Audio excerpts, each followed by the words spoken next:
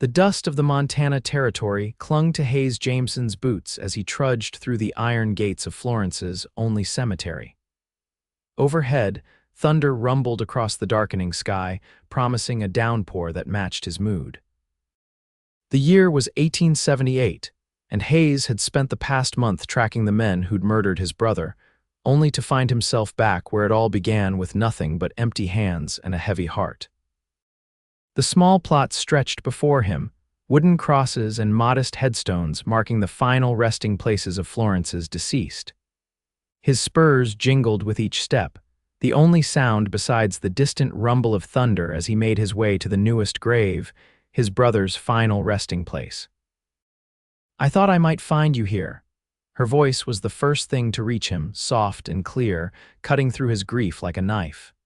Hayes froze, his hand instinctively moving toward the Colt at his hip before he recognized who had spoken. Clara Harrington stood at the edge of the cemetery, her burgundy dress billowing slightly in the breeze. Her chestnut hair was pinned neatly beneath a modest hat, her face somber yet resolute. She'd been his brother's fiancée, and Hayes hadn't seen her since the funeral 4 weeks ago. "Miss Harrington," he acknowledged, tipping his hat. "Didn't expect company out here." "I come every evening," she said, stepping closer, careful to navigate between the graves with respect. "Your brother deserves to be remembered properly." Hayes swallowed hard. "That he does." Clara came to stand beside him, placing a small bouquet of wildflowers on the fresh dirt. "Did you find them? The men who did this?" Trail went cold outside of Billings, Hayes admitted, his voice rough with frustration. 3 men, all wearing bandanas. Witnesses say they headed north, but... He shook his head. "So you're giving up?" There was no accusation in her tone, only a quiet curiosity. "Never said that." Hayes removed his hat, running a hand through his sun-bleached hair. "Just regrouping. Sheriff's got no interest in pursuing this further. Says my brother was in the wrong place at the wrong time." Clara's eyes flashed with sudden anger. "Thomas was never in the wrong place. Those men robbed the bank while he was making a deposit for the mercantile. He was just doing his job." A few raindrops began to fall, pattering against the dry earth. Hayes replaced his hat and glanced skyward. "Storm's coming. I should see you back to town." Clara didn't move. "I heard you're planning to leave Florence. Nothing for me here anymore." The words came out harsher than he intended. "There's justice," she countered. "And there's..." She hesitated, then squared her shoulders. "There's me. I lost him too, Hayes. I understand your pain better than anyone." Something in her words struck him. In the month since Thomas's death, Hayes had carried his grief alone, focused solely on vengeance. He'd never considered that Clara might be a kindred spirit in mourning. "Let me help you," she said, eyes locked with his. "I worked at the bank before I took the teaching position. I know details about the robbery that the sheriff might have missed." The rain began to fall more steadily now, but neither moved to leave. Water dripped from the brim of Hayes's hat as he studied Clara's determined expression. "Why would you want to get involved in something dangerous?" he asked. "Because sitting at home, teaching children their letters and pretending everything is fine isn't bringing me peace," she replied with unexpected fire. "Thomas deserves justice, and if the law won't provide it, then perhaps we must." Hayes hadn't expected this from the schoolteacher his brother had planned to marry. Thomas had always described Clara as gentle and sweet-natured. The woman before him now had steel in her spine. "This isn't the kind of business for a lady," Hayes said, though his resolve was weakening. Clara stepped closer, unfazed by the rain that was now soaking through her dress. "I stopped being just a lady the moment those men gunned down the man I was to marry. I have information, Hayes, and I want to help." Thunder crashed overhead and the rain intensified.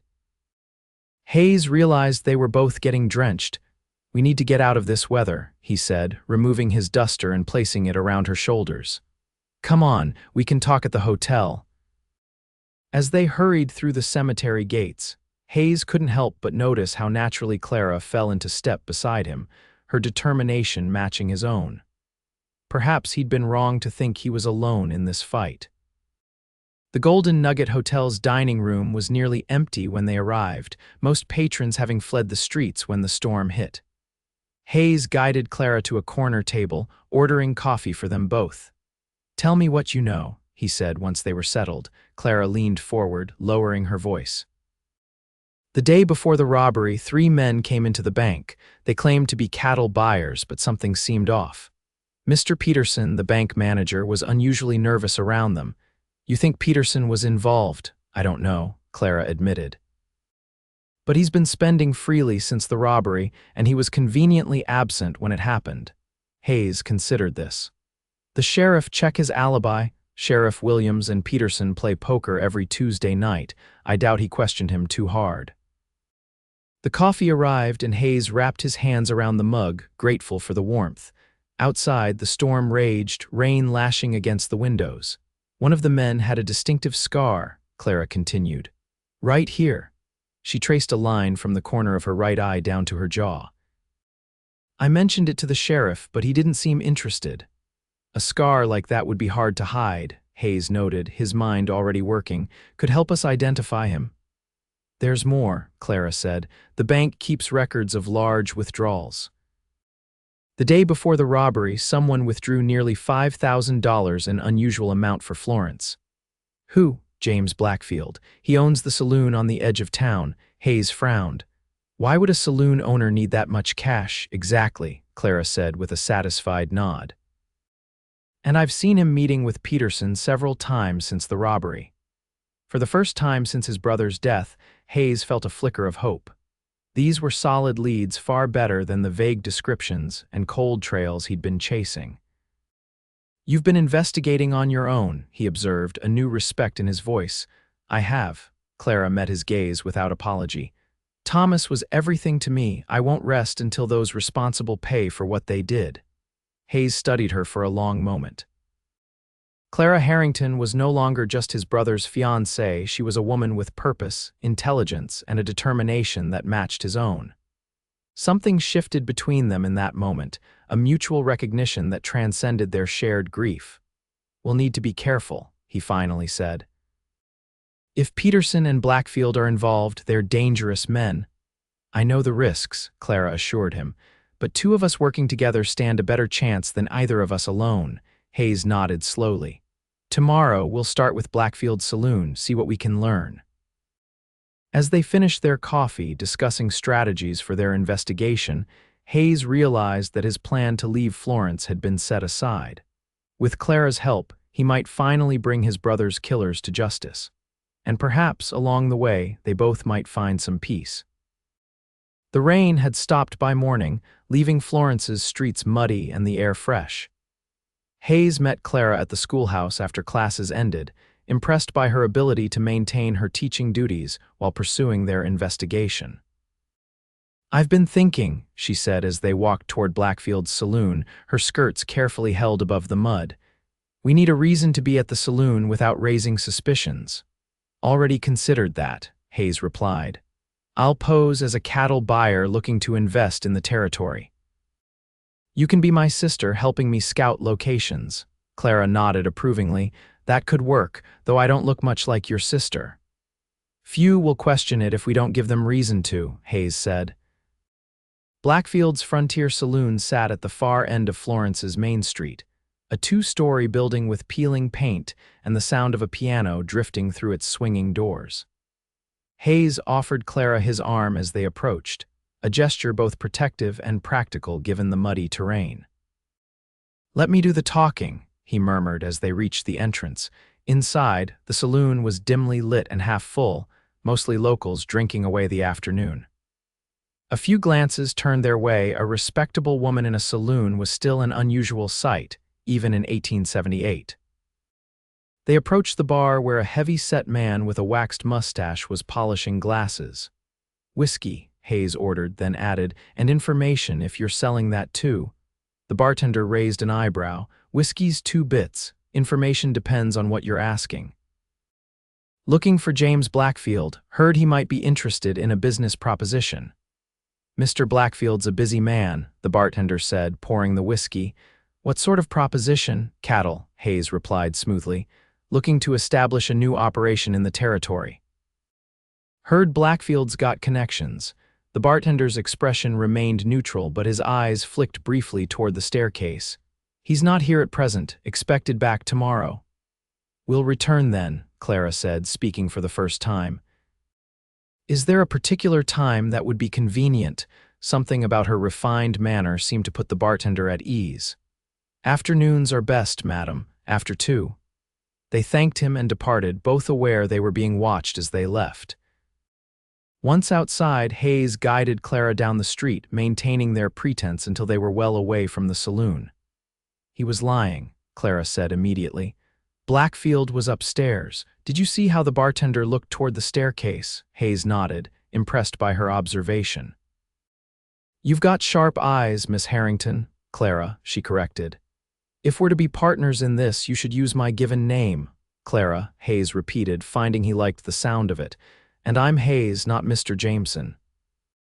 They walked in comfortable silence for a moment, both processing what they'd learned and hadn't learned at the saloon. We need to watch the place, Hayes decided, see who comes and goes, especially at night. I can help with that, Clara offered. I can observe during the day when you'd be too noticeable loitering about, Hayes frowned. It's not safe for you to be near that place alone. I'm not suggesting I go inside again, Clara clarified, but I can sit in the dressmaker's shop across the street. Mrs. Wilson is a friend, and her window provides a clear view of the saloon entrance. Hayes had to admit it was a good plan. All right, you watch during the day, I'll take the nights. We'll meet each evening to compare notes. For 3 days, they maintained their surveillance. Clara reported that Blackfield seemed to conduct most of his business in the early afternoons, receiving visitors who arrived in expensive clothes and departed looking satisfied. Hayes observed more clandestine meetings after midnight, including one with a man whose face remained hidden but whose distinctive limp matched the description of the bank manager, Peterson.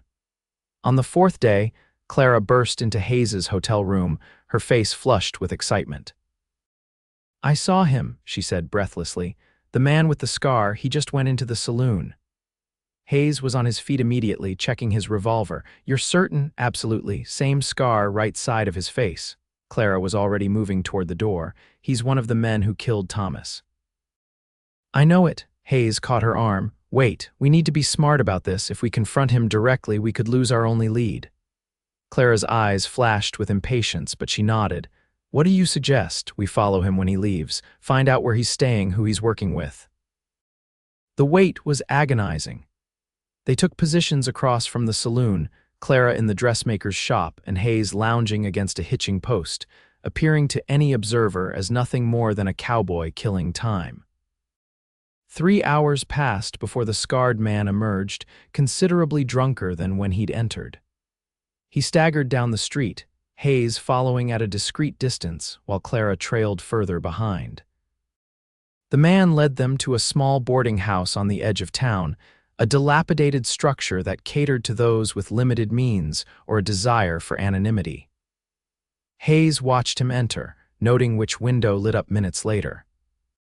Second floor, 3rd window from the left, he murmured to Clara when she joined him in the shadows. We've got him. What now? Clara asked, her voice steady despite the danger they were courting. Now we wait until he's asleep, then pay him a visit. Hayes checked his revolver again. I want answers. We both do, Clara reminded him firmly. Hayes studied her in the fading light. The school teacher was gone, replaced by a woman of remarkable courage and determination. In that moment, he realized how much she had come to mean to him over these past days, not just as his brother's fiancée or his investigative partner, but as someone he admired deeply. This could get dangerous, he warned. Clara met his gaze unflinchingly. I've been in danger since the moment I decided not to let Thomas's killers escape justice. I'm not turning back now. Hayes nodded, recognizing the futility of trying to dissuade her. Stay behind me then, and if I tell you to run, you run, no arguments. They waited until midnight, when the boarding house had fallen silent and the scarred man's window had been dark for over an hour. Hayes led the way, carefully testing each step on the creaking staircase as they made their ascent. The door to the man's room was locked, but Hayes made quick work of it with tools he'd carried since his days as a Texas Ranger, a past he hadn't yet shared with Clara. The lock gave way with a soft click. and Hayes drew his revolver before slowly pushing the door open. The room was sparsely furnished: a bed, a chair, a small table littered with empty bottles. The scarred man lay sprawled across the bed, snoring loudly, still fully clothed. Hayes gestured for Clara to stay by the door while he approached the sleeping figure. In one swift motion, Hayes pressed the barrel of his revolver against the man's temple, his other hand covering the man's mouth to prevent any outcry. The scarred man's eyes flew open, wild with fear and confusion. "Make a sound, and it'll be your last," Hayes warned in a low voice. "Not if you understand." The man nodded frantically, his eyes now darting between Hayes and Clara by the door. "I'm going to remove my hand, and you're going to answer some questions," Hayes continued. "Lie to me and you'll regret it. Clear?" Another frantic nod. Hayes slowly removed his hand but kept the revolver firmly in place. "What's your name?" Hayes demanded. "Victor," the man rasped. "Victor Tanner. You were part of the bank robbery here in Florence last month," Hayes stated rather than asked. "A man died that day." Fear flickered across Tanner's face. I didn't shoot nobody. That was Reed. He got trigger happy." "Reed?" Clara stepped forward, unable to remain silent. "Who is Reed?" Tanner's eyes widened at her approach. "Lady, you shouldn't be mixed up in this." "Answer her." Hayes pressed the revolver harder against Tanner's temple. "Reed Dalton," Tanner gasped. "He's the one who shot that fella at the bank. I was just the lookout, I swear." "And the third man," Hayes demanded. "Quinn, Morris Quinn. He planned it with Blackfield." Hayes and Clara exchanged glances. Their suspicions about Blackfield were confirmed. "Where are Reed and Quinn now?" Hayes asked.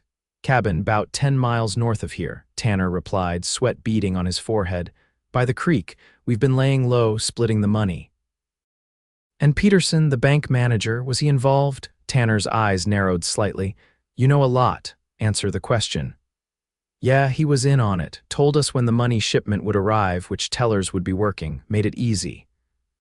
Clara stepped closer, her face taut with controlled anger. "The man who died, did you know his name?" Tanner shook his head. "Didn't ask, didn't care." "His name was Thomas Jameson," she said, her voice steady despite the emotion behind it. "He was to be my husband and this man's brother." She nodded toward Hayes. Something like genuine regret crossed Tanner's face. "Lady, I'm sorry about your fella. Like I said, I didn't do the shooting." "But you didn't stop it either," Hayes said coldly. "What now?" Tanner asked, his voice shaking. "You gonna kill me?" Hayes considered the man before him.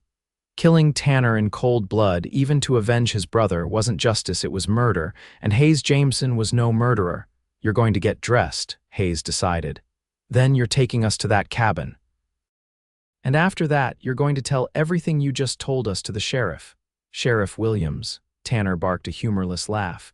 "He won't do nothing, he's been paid off." This new information momentarily stunned both Hayes and Clara. If the sheriff was corrupt, their path to justice had just become considerably more difficult. "Then we'll go above him," Clara said resolutely. "The federal marshal in Helena will hear about this."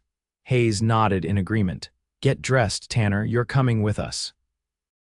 They bound Tanner's hands and led him from the boarding house under cover of darkness. Hayes had left his horse at the livery stable, and they made their way there cautiously, aware that they were now potentially targets for Blackfield and his corrupt allies.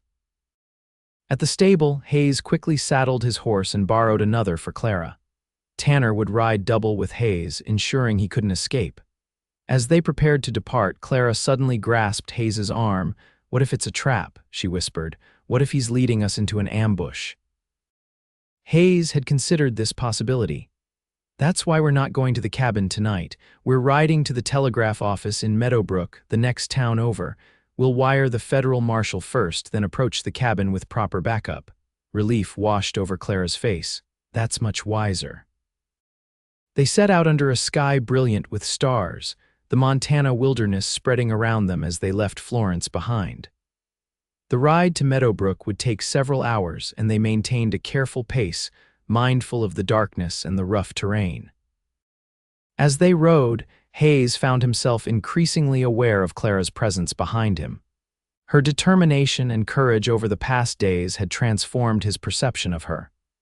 What had begun as a partnership of convenience, born of shared grief, had evolved into something deeper.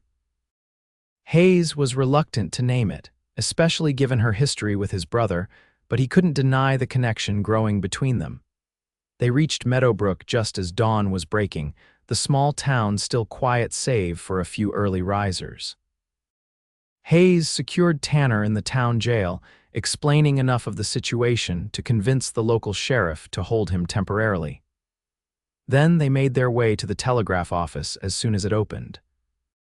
The operator was a young man with spectacles who raised his eyebrows at their urgent request to wire the federal marshal in Helena. "That's gonna cost you," he warned. "I don't care about the cost," Hayes replied, fishing money from his pocket. "Just send it." While the operator tapped out their message, Hayes and Clara shared a pot of coffee at the small cafe across the street, both exhausted but too wired to consider rest. "What happens after this is over?" Clara asked suddenly, her fingers wrapped around her coffee cup. "Will you leave Florence as you planned?" Hayes hadn't considered this question in days, too focused on their investigation to think beyond it. "I'm not sure," he admitted. "There's not much holding me there." A flicker of something disappointment perhaps crossed Clara's face before she looked down. "Of course, you've been away from your ranch in Texas for some time." "The ranch isn't mine anymore," Hayes said quietly. "Sold it before coming to find Thomas's killers." "There's nothing waiting for me back in Texas." Clara looked up, surprised. "You gave up your home." "A home is more than land and cattle," Hayes replied. "Haven't felt like I had a real home since our parents died. Thomas was all the family I had left." Clara reached across the table and placed her hand over his, a gesture of sympathy that sent an unexpected warmth through him. "I understand that feeling. My parents are gone too. Teaching in Florence was my fresh start, and then I met Thomas." She trailed off, a shadow crossing her face. "You loved him," Hayes said softly. "I did," Clara confirmed. "He was kind and steady. The life we planned would have been comfortable and secure." She paused, seeming to choose her next words carefully. "But in these past days, pursuing justice with you, I've discovered parts of myself I never knew existed, a strength I didn't know I had." Hayes turned his hand beneath hers, their fingers intertwining naturally. "You're the strongest woman I've ever known, Clara Harrington." Their eyes met across the table, and something unspoken passed between them, a recognition of the bond that had formed, unexpected and perhaps unwelcome given the circumstances, but undeniable nonetheless. The moment was interrupted by the return of the telegraph operator, announcing that the marshal had responded and would arrive in Florence by the following afternoon. With this assurance, Hayes and Clara returned to the jail to retrieve Tanner, planning to ride back to Florence and prepare for the marshal's arrival. The events that followed unfolded with startling speed. Upon learning of the marshal's impending arrival, Sheriff Williams made a desperate attempt to warn Blackfield and eliminate the witnesses against him. Hayes and Clara narrowly escaped an ambush at the hotel, fleeing into the countryside where they joined forces with the arriving federal marshal and his deputies. The final confrontation took place at Blackfield's saloon, where Reed Dalton and Morris Quinn had gathered with Blackfield and Peterson to divide their ill-gotten gains one last time before scattering. The marshal's men surrounded the building while Hayes insisted on being part of the arrest party, his right to justice for his brother's death recognized by the lawman. What was meant to be a peaceful surrender erupted into violence when Reed Dalton, the man who had shot Thomas, drew his weapon rather than face prison. In the ensuing gunfight, Dalton was killed and Blackfield severely wounded. Peterson and Quinn surrendered, their cowardice evident in the face of real resistance. As the dust settled and the prisoners were led away, Hayes found Clara waiting anxiously outside the saloon, her face lighting with relief when she saw him emerge unharmed. "It's over," he told her, his voice thick with emotion. "They'll face justice for what they did." Clara stepped forward and, without hesitation, embraced him tightly. "Thomas can rest now," she whispered against his chest, "and perhaps we can begin to heal." Hayes held her close, breathing in the scent of her hair, aware that the conclusion of their quest for justice marked a turning point for them both. The shared purpose that had drawn them together remained, but now transformed into something else entirely. In the days that followed, as Peterson, Quinn, and Blackfield awaited trial, and the town of Florence slowly recovered from the scandal that had rocked its foundations, Hayes found himself lingering in town with no clear purpose beyond spending time with Clara. They took to walking together in the evenings, sometimes visiting Thomas's grave, but more often simply enjoying each other's company as they discussed their futures. "I've been offered a position at the school in Helena," Clara mentioned one evening as they strolled along the creek outside town. "The headmaster was impressed by how I handled the children during all this upheaval." Hayes felt a pang at the thought of her leaving, but nodded supportively. "You'd make a fine headmistress someday. Helena would be lucky to have you." Clara stopped walking and turned to face him. "I haven't accepted yet. I wanted to know your plans first." "My plans?" Hayes repeated, surprised. "Yes, Hayes, your plans." Clara's eyes held his steadily. "Because in these past weeks, something has happened between us. Something neither of us expected or sought, but something I can no longer ignore." Hayes took a deep breath, acutely aware of the impropriety of what they were discussing, his growing feelings for his dead brother's fiancée. Yet he couldn't deny the truth of her words. "I've come to care for you, Clara," he admitted. "More than I should, perhaps, but I would never dishonor Thomas's memory by—" "Thomas would have wanted us both to find happiness," Clara interrupted gently. "He was not a man who held grudges or expected others to live in perpetual mourning. He loved life too much for that." Hayes knew she was right. His brother had been generous in life and would not have begrudged them finding comfort in each other after his death. "I've been thinking of staying in Montana," Hayes said slowly. "Not in Florence, there are too many memories here. But there's good land to the west, near the mountains. A man could start a ranch there, build something lasting." Clara's eyes brightened. "A school would need a teacher in such a place." "It would," Hayes agreed, a smile tugging at his lips, "though it might be a small school at first." "The best schools often are," Clara replied, stepping closer to him. "They grow with the community around them." Hayes took her hands in his, aware they were crossing a threshold from which there was no return. "I'm asking if you might consider a future that includes me, Clara. Not now, it's too soon, and we both need time to heal, but someday." Clara's smile was like the sunrise breaking over the Montana mountains, radiant and full of promise. "I would consider that very carefully, Hayes Jameson, very carefully indeed." 1 year later, Hayes stood in the cemetery of the small but growing town of Prosperity, Montana Territory. The settlement had sprung up around the ranch he'd established, drawing other families seeking a fresh start in the beautiful mountain valley. This time, his steps were not heavy as he walked among the gravestones. He carried a small bouquet of wildflowers, which he placed carefully on the marker he'd made for his brother, though Thomas's body remained in Florence. It was a symbolic gesture, a way of keeping his brother's memory alive in his new home. "I think you would approve, Thomas," Hayes said softly to the stone. "The ranch is thriving. We've got 20 families in Prosperity now, good people building something that will last. Are you ready?" Clara's voice reached him from the cemetery gate, as it had that fateful day over a year ago when their journey began. Hayes turned to see his wife of 3 months waiting for him, radiant in a blue dress that complemented her eyes.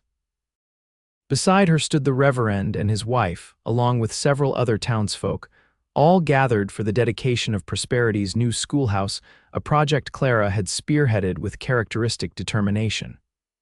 "Just saying hello to Thomas," Hayes explained as he joined her, taking her hand in his. Clara squeezed his fingers gently. "I was thinking we could name the school after him, the Thomas Jameson School of Prosperity. What do you think?" Hayes felt a surge of emotion at her suggestion. "I think that would be perfect." As they walked together toward the new schoolhouse, surrounded by the community they were helping to build, Hayes reflected on the unlikely journey that had brought them here. From grief and vengeance to love and creation, from a cemetery in Florence to a new beginning in Prosperity. "You know," Clara said as they approached the schoolhouse, its fresh painted walls gleaming in the afternoon sun. Someone asked me yesterday if I regretted not taking that position in Helena. And what did you tell them? Hayes asked, though he already knew the answer from the contentment in her eyes. I told them that sometimes the hardest paths lead to the most beautiful destinations, Clara replied, and that I wouldn't trade our life here for all the fine positions in Helena. Hayes stopped walking and turned to her, heedless of their audience. I love you, Clara Jameson, more than I ever thought possible, and I love you, she answered simply. Through sorrow we found each other, and in joy we'll build our future. With those words, they continued toward the schoolhouse, ready to dedicate not just a building but a symbol of their shared vision, a community rising from tragedy, a love born of shared purpose, and a future bright with promise on the Montana frontier.